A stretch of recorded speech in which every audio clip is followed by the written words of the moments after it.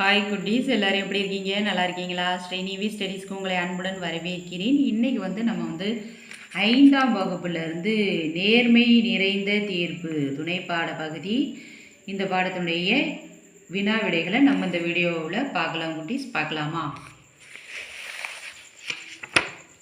இதில் பார்த்தீங்கன்னா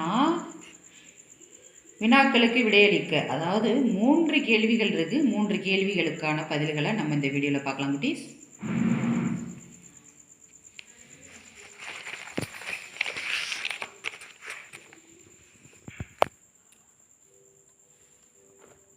அரசியிடம் கிராம தலைவர் கொண்டு வந்த வழக்கு யாது அப்படின்னு கேட்டிருக்காங்க. பதில் பார்க்கலாம். செல்வந்தர் ஒருவர் அரிய சாதனை புரிபவர்க்கு 100 பொற்காசுகள் கொண்ட பொற்கிளி ஒன்றை பரிசளிப்பதாக அறிவித்து அதனை பஞ்சாயத்தாரிடம் கொடுத்தார். அந்த பொற்கிளியை பெறுவதற்கு 4 போட்டி போட்டனர் என்றும் 4 அரிய சாதனைகளை கேட்ட ஊர் பஞ்சாயத்தினர் யாருடைய சாதனை சிறந்தது என முடிவு கட்ட முடியாமல் பரிசு தொகையை 4 சமமாக பிரித்து கொடுக்கலாம் என முடிவெடுத்தனர். 4 அதற்கு உடன்பட மறுத்து அவரவர் தம் சாதனையே சிறந்தது என கூறி பரிசு தொகை முழுவதையும் தங்களுக்கே கொடுக்க வேண்டும் என போட்டியிட்டதால் அதற்கு சரியான தீர்ப்பு அளிக்க அந்நாட்டு அரசியிடம் ஒரு வழக்காக கிராம தலைவர் எடுத்து சென்றார் அப்படின்ட்டு எழுதியிருக்க. 2வது கேள்வி பார்த்தீங்கன்னா, முருகேசன் தாம் என்ன சாதனை புரிந்துள்ளதாக கூறினார் அப்படின்னு கேட்டிருக்காங்க. பதில் பார்க்கலாம். முருகேசன் ஒரு மளிகை கடை வியாபாரி. அவருடைய கடைக்கு ஒரு சிறுமி வந்து சில பொருள்களை வாங்கி கொண்டு பணம் கொடுக்காமல் நழுவ பார்த்தார்.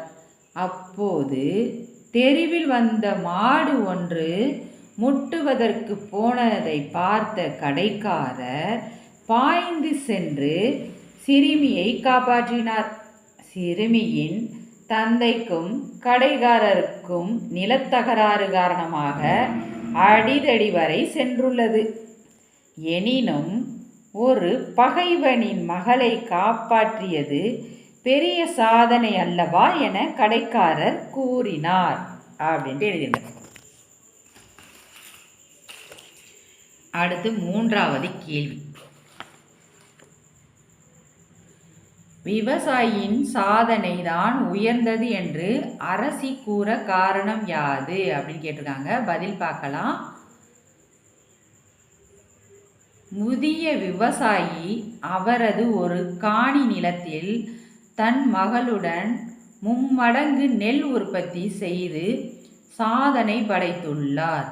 அவர் எந்த அளவிற்கு பாடுபட்டு உழைத்திருந்தால் இந்த அளவிற்கு பயன் கிடைத்திருக்கும். அவரது உழைப்பால் 10 குடும்பங்களுக்கு பயன் கிடைத்துள்ளது. விவசாயிகள் ஒவ்வொருவரும் அவரை போன்று உழைத்தால் நாட்டில் பஞ்சம், பசி, நோய் நொடிகள் இருக்காது என்றும் ஏன் வறுமை கூட இருக்காது என்றும் அரசியார் கூறினார். மேலும் அந்த விவசாயியின் சாதனையே உயர்ந்தது எனவும் எடுத்துரைத்தார்.